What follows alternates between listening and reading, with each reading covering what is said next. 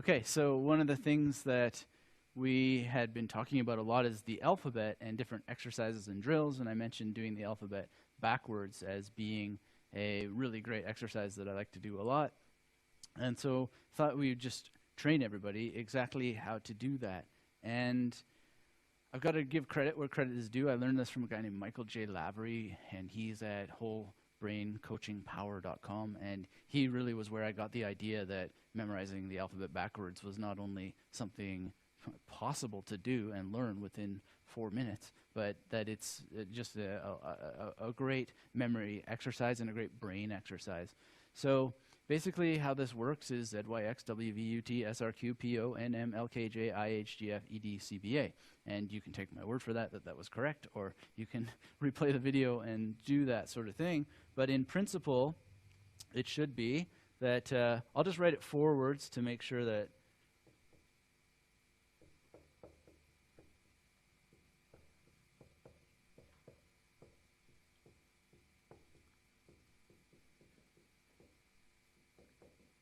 so yeah, ZYX, WVUT, SRQ, PO, NM, LKJ, IHGF, ED, CBA. Is that correct? The basic principle of this all is that we can create a memory palace that will help us go through this.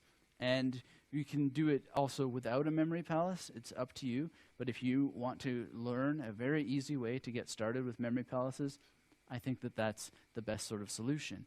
And so you just really want to play the math and figure out in the most familiar place that you have if you're a beginner, how that you can get a number of rooms to have 26 different stations in them. So I'm going to assume that you have that. And the first thing that you want to do is to create an image for the letter Z. Now, we can't really do this because the way I would do it with students and the way I have done it with students in a live class setting because of the video nature and not having interactivity. But what I would do is teach them how to build a memory palace, and then I would begin to teach them how to memorize individual words using zany imagery. And so basically what I would tell them to do is, I want you to remember the following 10 words. And I would give them words like zebra, yellow, xylophone, maybe wood, and then let me see here, ZYXWVUT, wood, and then maybe umbrella, and then train, and so forth. And I would give them these lists of words until they had 10. And then they would memorize them, and they would see like a giant zebra who is wearing a yellow raincoat, and then he was playing the xylophone, and all of this would be happening along the journey. And so once they had the first 10, I would say to them, tell me the first letter of each of those words that you've memorized.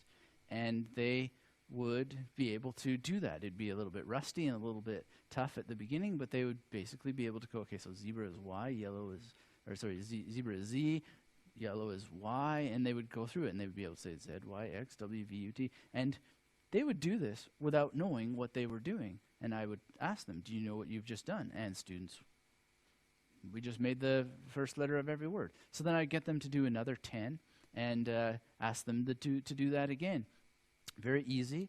And starting from the second 10, they would proceed through, and definitely with 98% of students would be able to list all those words that they've memorized simply and easily and quickly. And then they would be able to do all 20, and then I'd ask them the first letter of each word in reverse order. And then most students, at least some amount of the students in the class, will realize, aha, we're reciting the alphabet backwards. And so you're already there, and then you only need to add a few more stations to be able to do this. And it's just a great thing to prove to yourself that you can do these sorts of techniques and that you can succeed. I actually met one person that I was telling this about, this ability, and she said, well, can't everybody say the alphabet backwards? And I said, I don't know, try it. And she just whipped it off quite easily. So to some people out there, this might seem ridiculous. Of course I can memorize it, or I can recite the alphabet backwards. But to me, this was a completely foreign concept, and I really just have loved learning it. So I'll take you through actually the sort of story and images that I went through, and are very close to what I heard when it was given as an example with Michael Lavery. And it's basically a zebra with a yellow xylophone asks what to a man named Vut, V-U-T, who's a senior, S-R, in the who has a question for the post office box in northern Minnesota of Lake Kilimanjaro, where Jesus asked me, asked me about the human growth formula at the education department of the Central Brain Administration, right? So all of those things are seen very vividly in the mind, following a journey, and everything is vivid, just exaggerated and strange. And there's certain mixture of things that can be seen and things that are abstract. So like the German asking what to a senior who has a question for the post office box. Well, senior, the idea of being a senior can be visual in terms of seeing an old person, but it also is conceptual, and question is conceptual as well. But a post office box can be seen. Northern Minnesota is kind of a concept. You don't actually see the map. You're just using the alphabet as a trigger, and Lake Kilimanjaro is likewise. But Jesus is seen, and he's seen addressing me to get the I, which is kind of, jury-rigging things a little bit to get ahead. Human growth formula, of course, is conceptually based as well, but it's capitalizing on the way that we abbreviate things, as is the education center, or the Department of the Central Brain Administration. So this is very, very simple to do, and it's for people who struggle with this, it's a great entry point in order to get started and get going and just have a fun challenge and something that you can just recite when you're feeling down or you need a little bit of a brain pep. Now the next level, if you want to take it a little bit further, as I mentioned before, is to sort of leapfrog from A to Z, B to Y, C to X, D to W, and so forth, and you can actually you can incorporate writing into this. So when I recite the alphabet backwards in my daily journaling and so forth, I often write it back, and then we'll do things like ZA and BY and so forth, and then do it backwards, and then try and do it from the center, and produce this material from the mind. And of course, when you're writing it down, you're assisting yourself, so you want to also try and do it without writing things down. But these are drills, and you can also do them with memorized numbers as well. If you memorize a certain number pattern, you can play the list forward and backwards. And this goes back to hacking or overcoming the Ebbinghaus decay effects, and this idea that memory, spatial location, or the order in which we learn things makes it much more, we process it more or we lose it quicker. This sort of overcomes that because we're playing these, we're sorting it in our mind in different ways, and we're seeing how things really can be reorganized and given spatial priority in different ways so that everything gets equal attention in terms of drills, and we're creating flexibility in our mind. It's really like doing different skipping drills or something like that with your mind. So if there are any questions about that, I can address those or carry forward. Did you want to ask your question from the last session? Okay, we're just going to pick up his question if you can give him the mic. In the series Sherlock from BBC, Charles Augustus Magnuson, his name, he uses books as memory palaces. Can you actually do that, or do you have to have objects in a room? Well, I think that's a very interesting sort of concept. One of the things that it's definitely something to experiment with, but I guess the idea would be, for example, that you had perhaps an imaginary bookcase, and on that imaginary bookcase, or even a real bookcase, you would, if it was a real bookcase, you would remove the books that are actually there and then have imaginary books, or use the books that are there and open them up, and a memory palace would be inside, or you could just use the book as you lay some key piece of information on there. So, and it's nothing that I've actually worked on yet, although I've thought about it before. Wouldn't it be neat for memorizing poetry if, instead of having the poetry organized alphabetically, I just had a bookshelf in my mind, and the poetry was just a book. A poem was a book. It was represented by a book. And to have a number of books of the poems that I want to have memorized, and I just need to mentally go there, pull one of those books off the shelf, and on the pages of a book, the pages themselves would become the memory palace journey, and that I'd be able to, by flipping the pages, go through. Now that kind of relates to that train effect that I talked about before, because it's a square, and using that page as a journey. You could just use the page itself as a kind of macro palace, or you could have some kind of floor plan that allows you to use it as a number of micro palaces. To the extent that this works and so forth, I think it would definitely work. It's just a matter of strategizing the approach and then actually getting down to giving it a try and experimenting with it. So I think it's a great question, and I want to see this sort of example in Sherlock. But is that addressing sort of what you're getting at? Yeah. So I hope you'll try it and report back, and I'm definitely going to try it myself. The only sort of thing that really prevents me from going too seriously into all of this is I like to have actual dedicated locations and to be able to have that reliance on a real place that I've been. So my first impulse would be to try this, would be to definitely have a book. I'd have the poems that I memorized in alphabetical order represented by these books, but inside of them I would then try to have a real memory palace. So if it was something from Leaves of Grass or something like that, well, Leaves of Grass would be in the general L section, or alphabetized in L, and then inside of that, let's see, do I have a friend that I can think of off the top of my head whose name starts with L, Leah, for instance, and use Leah's place, or something of that nature that's connected with that name. So if it was Ulysses by Tennyson, do I have a friend whose name? Well, yeah, I could use Uwe's house and that sort of thing. But have that actually stored in a bookcase. I think that's a really great organizational technique to capitalize upon. So were there any other questions that came in? Nope. Okay, so I'm just going to clear this off quickly while I recommend using this great exercise of the alphabet backwards. And we're going to go into a wrap-up before the bonus session on math memorization comes up. So, in conclusion, I want to share with you the ultimate student success secret and just wrap up what we've been doing with memory palaces. And there's an ultimate secret that is embedded in all of this that really comes from sharing a number of different points. To wrap up with the memory palaces, really, there's not a whole lot to say other than build them and get started using the techniques, the finer details that I've suggested, and fill those memory palaces with information as soon as possible.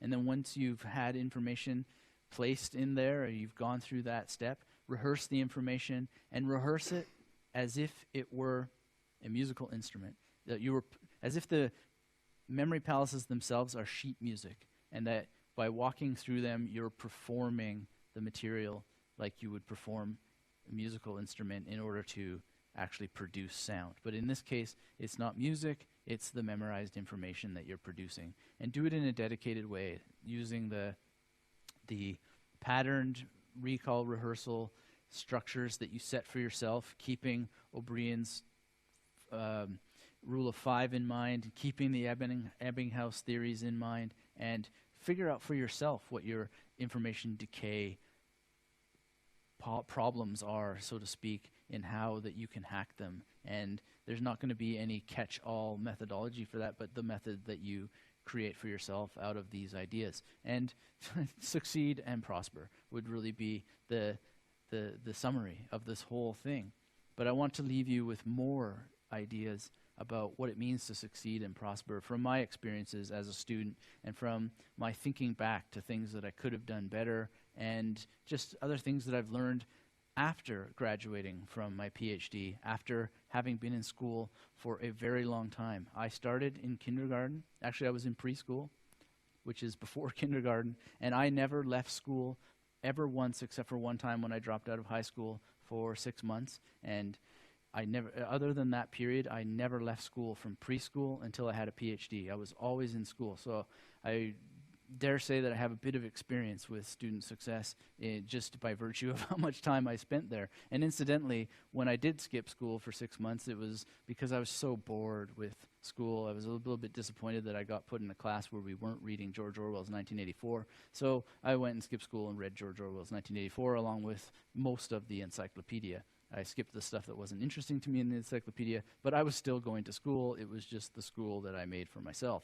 And so some of these secrets come from these experiences.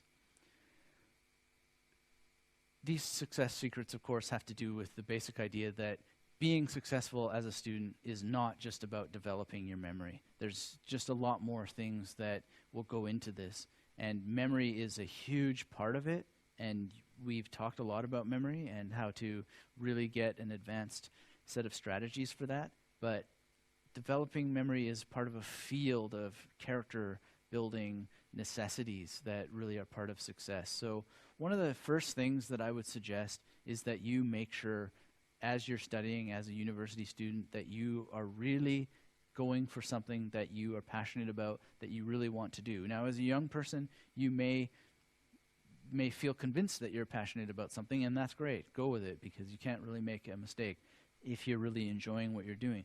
But if you feel that you're being pressured and you're not there because you don't want to be, but you have the myth that there's a job on the other side, or you have the feeling that you need to have a particular job when you get to the other side because of some sort of parental or familial obligations or obligations that you've put upon yourself, really, really examine those things, because you're creating a prison around yourself if you are studying things that you're not passionate about, that you're not deeply interested in, and that aren't really giving you the feeling that you're becoming a better person every single day by adding that information to your head.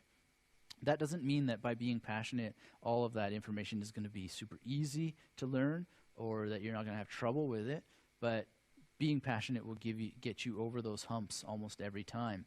And I've put here the idea that you should avoid slave's luck. And what is slave's luck? Well, slave's luck is the condition of having worked really, really hard to get something and only find out that you didn't want it at all in the first place, and it's making you miserable. So you've become a slave. You've become a lucky slave. You went through all this training, you got into your profession, and now you just don't like it at all. And that's the idea of slave's luck.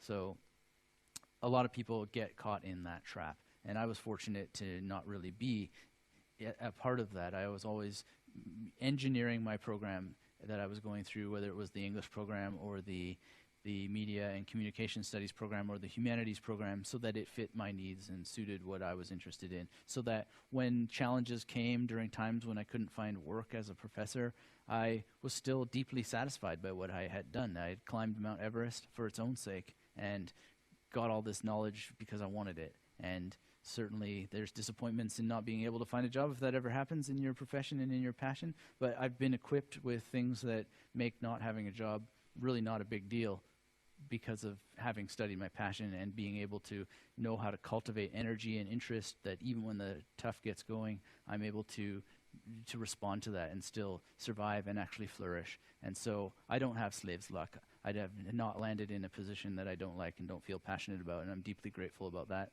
And some of that has to do with what's coming up next. 80-20 principle, you hear this a lot. It's also known as the pair 2 principle. And the idea is that 20% of what you do accounts for the greatest majority of your results. They use this sort of clean numbers, 20-80. And I've always sort of found this an interesting principle. It's kind of like a virus right now, or it's gone viral in a big way. One of the things that you want to be able to do with it is identify what 20% of your activities are producing the greater amount of your results, and what amount of your activities are not producing any results at all, and so that you can focus on those things that are doing great things for you. Now, that's a really great principle to follow, but you also want to do the opposite, which is to think about what 20% of things are you doing that give you the most joy, regardless of the outcome that you're getting from them. It doesn't always have to be about productivity, you know? We often think of the 80-20 principle in terms of productivity and so forth, but it can also be about pleasure and joy and things that are really deeply edifying and so forth. And so I like to flip it on its head and think about what are the 80% of things that I'm doing that cause me deep anxiety that I could be filling with fun. So, for instance, Eckhart Tolle talks about in The Power of Now, he's like, we spend so much of our time stressing out when we think, oh, I'm procrastinating and I wish I was doing something productive and so forth. And his biggest suggestion is, I think a brilliant one, is if you're procrastinating, you might as well enjoy it instead of stressing out about it. So I think that that's a really powerful piece of advice. And when I've noticed that I'm procrastinating and I'm not doing anything, I've tried to focus on that. And it really is a wonderful way of enjoying not working. And it really actually inspires getting back to work in a much quicker way because you're not fighting. It's, again, this Bruce Lee sort of thing, no self, no enemy. And so that's a piece of advice I would give is, yes, definitely think about the productivity elements of the 80-20 principle, but also think about how you can think about it in terms of the things that are giving you pleasure and making sure that you're cutting out any anxiety that you could be actually enjoying when you're procrastinating and so forth. The next thing is about measuring and the idea, again, that what we measure improves and so forth. So you want to think about where you are at any particular moment, such as today, and compare it with where you want to be so that you can actually create a plan for getting there. However, there's a kind of caveat, again, with this sort of thing, because the future is always coming. Tomorrow is always around the corner, and no matter how much we plan, as Robbie Burns said, the plans of mice and men gang afterglay, which means they often go awry and they often go differently than we want them to. So as we are measuring where we are and thinking about where we want to be, we also have to cultivate a certain form of relaxation about it and not get too hung up on the outcome. We always want to be able to allow for surprises, to adjust the plan, go with the flow, go with the blows, and just ongoing analysis. And I've been really influenced by someone who runs Zen Habits, which is a blog. His name's Leo Babuata, and he talks about this a lot, about how we just destroy so much of what we're doing at the present moment because we've hinged it to a future outcome when the future's coming no matter what. And so now is the time to enjoy it and not to get too stressed out about the outcome because the outcome is probably never going to look like what you intended it to anyway. So really being open to the things that are coming is a huge success secret, and things will come, even though most university programs are very well structured and you can sort of rely on what's going to come in the next 4 years or so as you're going through a degree. But nonetheless, be flexible because policies may change, your interests may change. You might be listening to people like me who are saying follow your passion, and it might click and you say, wow, this is the wrong place for me, I really need to go and do something else. That said, there's benefits for sticking through things that you've committed to and seeing them through to the end. So yeah, there's all kinds of things, different ideas every day. So always being flexible to the future and allowing it to happen and also measuring where you are. Another thing that I think is really, really important is the idea of role models. And one of the things that people I've encountered, and I've done it myself, the mistakes that I've made is to role model strategies that people are using. And the problem with that is, it depends on the strategy, of course, but the problem with modeling strategies is that, Quentin Tarantino working in a video store and being really passionate about movies so that he's denying, other things that he could be doing to make a greater income so that he can ultimately become a great film director and a screenwriter. That doesn't mean that you have to go work at a video store so that you're funding your screenwriting habits, because that's not the recipe. That's the technique or the strategy that he followed, and that led him to becoming the director, world famed and world renowned, by virtue of just the choices that he made in that moment. But it's not something to be modeled. It's not a strategy to be modeled. Rather, the mindset of, I have value to offer to Hollywood or to whatever field you're in, and just saying, I'm going to get it out there one way or the other, knowing that you're going to need to roll with the punches and finding ways that will satisfy you for having gotten it out there in the ways that you want to, and always pushing yourself, challenging yourself, but again, as a mindset sort of thing. So look at people for how they thought and how they brought their energy to things, and of course keep their strategies in mind, but don't feel that those are the things to model. much more important is to think about what the thinking is behind how they came up with the strategies. And so, in other words, think about what they did. And then that enables you to go into the past and think about things that people from history did. And you can't possibly use a lot of their strategies. Like, you can't run around like Benjamin Franklin did doing certain experiments, because that's just not really relevant anymore. But you can certainly model the mindset. Now, there's something called the 50-20 minute principle, which can easily be the 40-10 minute principle or the 35 minute principle. The idea here is that you set a parameter for how long you're going to focus, and then you set a parameter for how long you're going to rest. And so I really like the idea of setting a clock for 50 minutes and focusing, and then taking a break for 20 minutes. And this is one of the hardest things to develop discipline around, because often it's around the 45-minute mark that I really get going. But Hemingway, of course, always said the best time to stop writing is when you know you have something to write tomorrow. And it's sort of a thing here where even though you might be feeling, wow, I'm onto something, then that's often the time to break, because you can come back to it fresh and have something to do. Because they do say that it can take 10 to 15 minutes to get back into an activity, if not longer, when you've broken from it. But if you quit at a time when you know exactly what you're going to do next, you can take that break and come in on a high note and just get started. These are not, universally true principles, but it's something to keep in mind and experiment with for what works with you. And the 50-20 thing has always worked for me. I'm using something now that I would recommend to you called focusatwill.com, and it's a music program that you can use to track your productivity in combination with the program playing particular music to you. And you can choose the kind of music. I always have it on classical. And I set it so that it stops me at 50 minutes. The music stops at 50 minutes, along with a little sort of alarm. And then it asks me, how productive do I think that I felt that I was in that time? And you give a little rating, 70%, 80%, 90%, or whatever the case may be.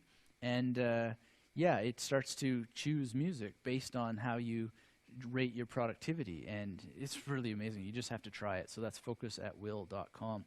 And the other thing about tracking your results and so forth that I have done to great effect is to write in a notebook exactly what you're doing.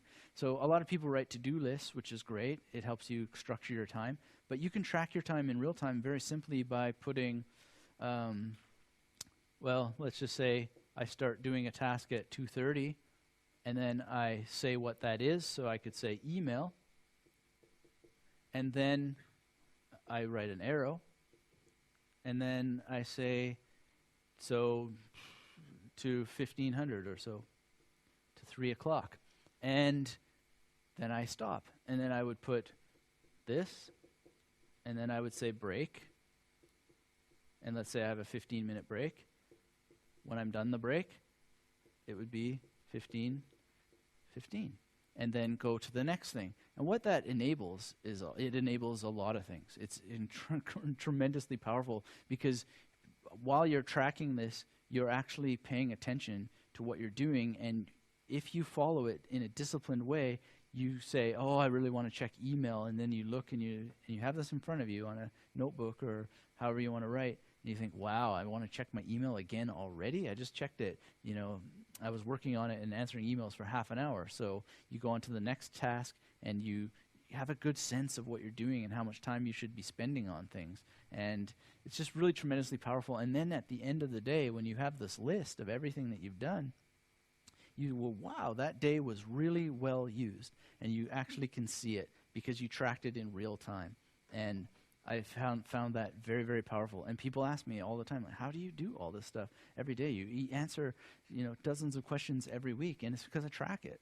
I know exactly how much time I've spent on a day, and it's typically 2 to 3 to 4 hours of email every day that I do. And then let's say I take a break, and then 15:15 comes, and I know that I need to edit a particular book or a novel or something, and I do that until, let's say, 15:45, and then it's time for some bass lessons. So I would write down bass, and then I would start to play bass. And I would really, really make sure that I don't check email while I'm playing bass, because I used to do that at a certain time, but just play bass and then do that into a particular thing. And then it's time to get back to work, like writing a new book and so forth. And then I see at the end of the day, that was a day where I served myself and I served others. And I served just my goals. So this is something that I would suggest. And you can do it into 50, 20-minute principle or do multiple things within that 50 minutes, but that's the general sort of guideline and something to keep in mind. The next thing that I wanted to talk about, and it's something you can look up on Google, it's a Vimeo video, and that's Dean Jackson's 50-minute focus finder. And this 50, 20-minute thing I sort of got from him. And Dean Jackson's like a marketing wizard, and he has an amazing video, which I actually think is 50 minutes long, to go with the theme of the 50-minute focus finder. And one of the things that he talks about is sitting down before you do anything and just writing everything off the top of your head, everything that you have there, and just getting a brain gush going.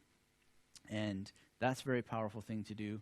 But another thing that I found really, really striking about his activity is the use of envelopes. And so he'll often have 3 projects that he's working on at a time, and on a wall, he'll have envelope with the number 1 written on it, and an envelope with the number 2, and an envelope with the number 3. And those are the only things he's going to work on in that day, and there's 50 minutes for this, there's 50 minutes for that, and there's 50 minutes for number 3.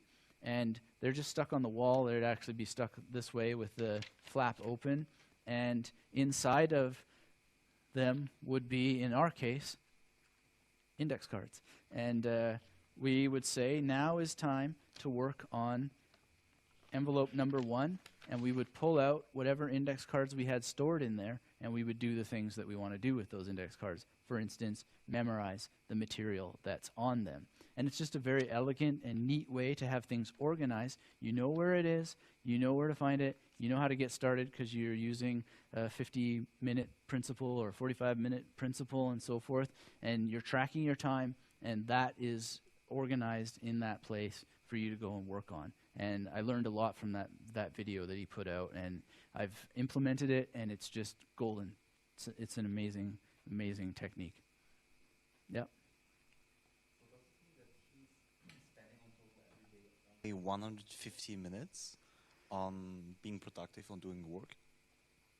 Well, I think that, yeah, it's a great question, and really it behooves everybody to go and watch that video in order to see exactly what he's doing. But he does belong to that sort of class of people, 4-hour work week people, who are thinking about how can we get the most productivity out of our time in order to get the most results. And so the idea that he's working for only 50 minutes a day is potential on particular days, or 3 sessions of 50 minutes is totally possible, and you can see why that is possible. It's because of using constraints and to actually package things into energy, and actually beforehand putting some thought into what those activities are going to be.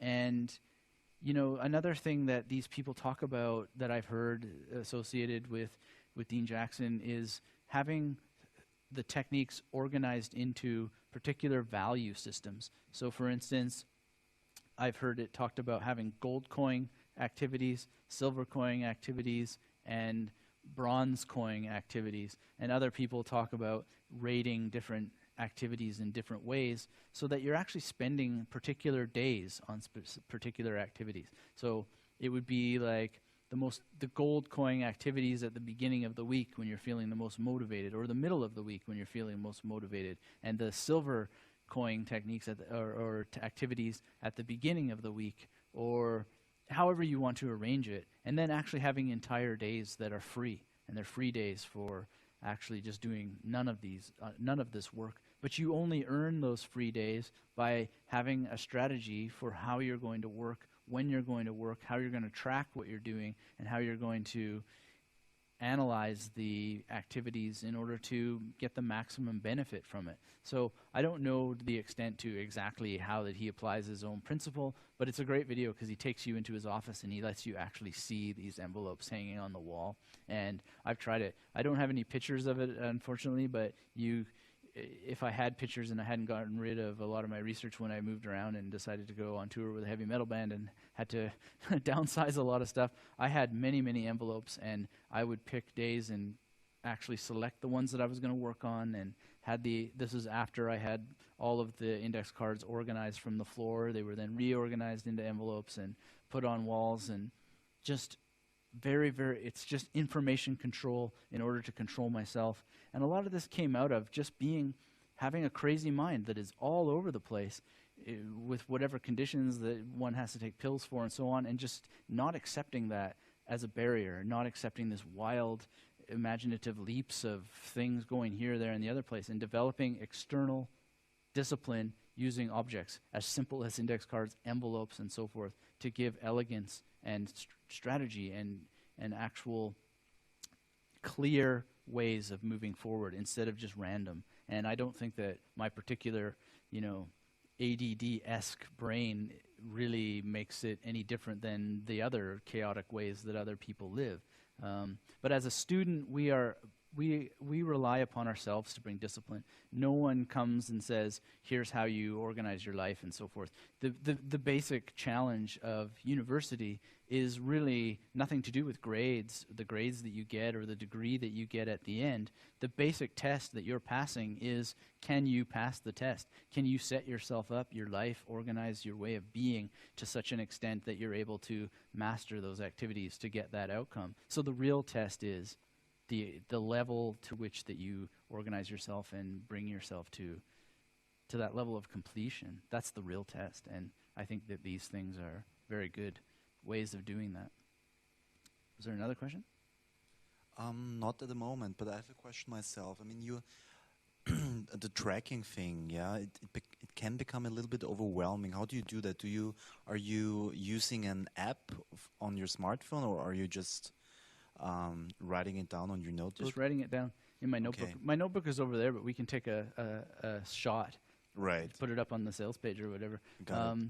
But I actually find that the point is to write it down, not to rely on apps. My real feeling is that the app things is great. I'm not anti-technology. I'm not some weird guy who thinks that technology is destroying our capacity to think and all that stuff. I love it. But there is a place for actually integrating your life with your hands and actual material things like lead and pencils and that sort of stuff. And it's just faster.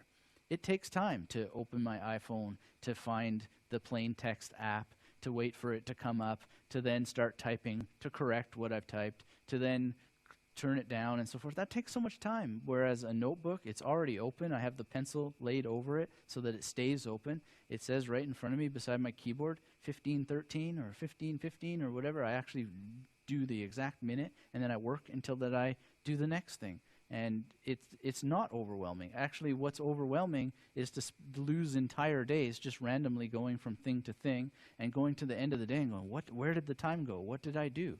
Not even being able to really piece together a picture of the day. That, to me, is overwhelming. And the fact of the matter is, in life, if you're not willing to do this kind of thing to yourself, then somebody else will gladly do it for you, and that's called a job. So I think that one of the ways you can really develop this discipline is to, do this sort of thing. And if you find it personally overwhelming, then that's okay. I would never judge anybody. But for me, I'm just a wild child, and if I don't do this kind of stuff, then I really do have this terrible feeling at the end of the day, what happened today? Why is it 10 p.m.? And I have no idea what I did today. I mean, I have a general idea, of course, but no, I think that this helps combat overwhelm. I have another personal question to Dean Jackson's methodology in terms of constraints and so forth. And, there is another psychological concept. It's called grit. And some research has been done lately on grit. And it basically says that in order to, grit seems to be the predictor for student success, right? Or the ability to really to be resilient and work on a problem no matter what, right? And I kind of feel that, if you have the constraint, okay, I'm only working like 2 hours, even though I'm working with real focus on that, it happens that I'm stuck, right? Especially when you're doing math or when you're coding. which requires complex problem-solving skills. How do you reconcile the concept from Jackson with grit? Well, I mean, it really comes back to this thing about knowing what your desired outcome is and being flexible. There's not really much to be gained by banging your head against the wall. You know, there's the German word Ausnahme, the exception, right? But the thing is your life going to be a life of exceptions, or is it going to be that you're exceptional? And you really need to balance that. I think that, yeah, coding is challenging, but if you are using grit, so to speak, to just force yourself through something and having this level of discipline that breaks you and really doesn't give you any joy, then what's the point? I think that for Dean Jackson, who's sharing this stuff, he's doing it because he's talking about how he manages to get himself to get through stuff that he loves, but still get over that challenge of, even though you love something, like I was saying before, I love to play bass guitar, but you still have to actually incorporate it. You still have to schedule it. You still have to actually pick up the bass and still do it. So he is talking about things that he loves to do. So if it's coding, really, it doesn't matter how complex it is. If it's something you want to do, it doesn't matter if you really spend 2 hours without taking a break and walking away and coming back to it. These are general guidelines. These are ways of getting in there. However, what I would say is that if you're doing something complex, you don't have focus on it, but you still want to stick to the 50 minutes and so forth, try and find a surrounding task. Try to find something that's related to it. So, for instance, if I were working on a complex mathematical problem, let's say, and I just wasn't getting it, the abstract stuff, I would then go, well, what's the history of this problem? And I go on maybe Wikipedia, even though it's a controversial resource, or I might go look at some dissertations about math, and I would stay in that genre, stay in that field, and try to use up that 50 minutes on that topic, and then find my freshness and find my recharge inside of the field. So I'm not going too far away, but I'm giving myself a break, keeping my mind on it, and then maybe a solution comes inside of that. But we all know the phenomena of going away from something and then having it come bam later because we've taken that break. So it's again that thing about being flexible and having the guidelines, but still trying to stick with the program at the same time. So I would agree that a little bit of grit can go a long way. Alrighty, a new question just came in from Alessandro. He has following problem. He says if he's trying to remember, if he's remembering only images that he stored in the station, he's not able to decode the idea. So he's struggling with it. Do you know what he's doing wrong?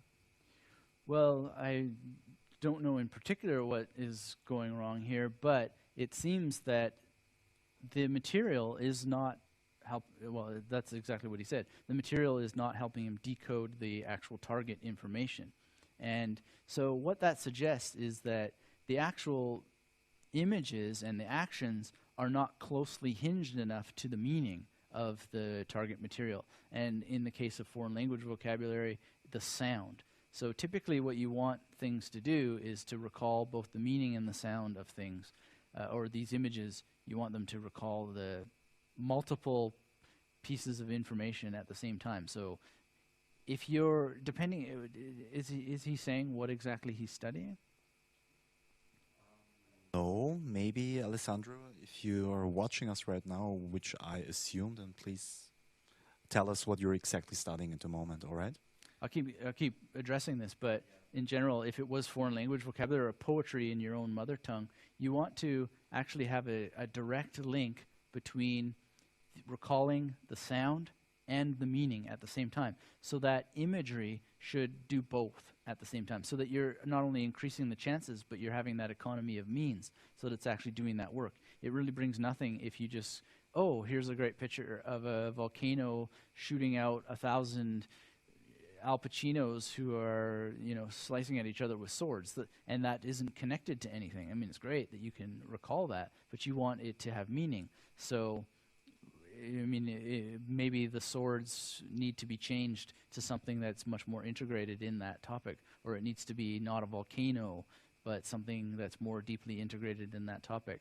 the more you can actually use the material on a visual level that's linked and the actions in a way that's linked, the more success you're going to get. And I think that it would be really great if Alessandro sticks around for the presentation with math with Robert, because Robert is demonstrating how he has managed to use very, very concrete images to, in very, very direct and very usable ways, recall formulas, mathematical formulas. And it's really fascinating what he talks about and how he describes it. And he's definitely, in a different way than I would approach it, being able to recall what those formulas are, and those can then be used to calculate things.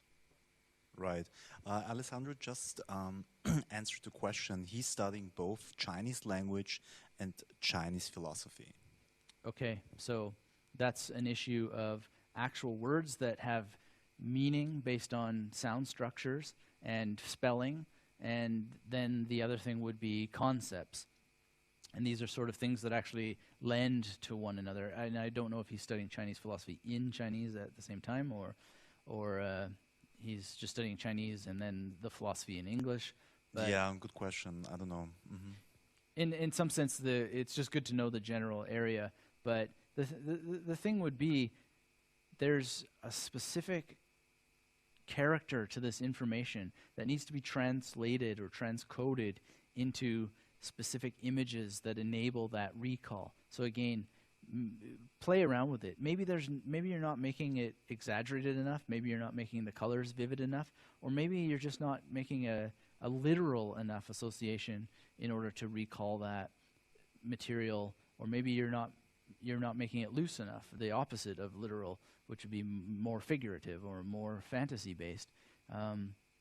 You just got to play with it until that you get the results that you want, but always keeping in mind these key strategies, and then thinking about your intentions. What do you want to do with this information? What's your personal, what stresses are you under? Are you doing it for the right reasons and so forth? I mean, that shouldn't really actually play in terms of the hard science of this technique, but it may be influencing it.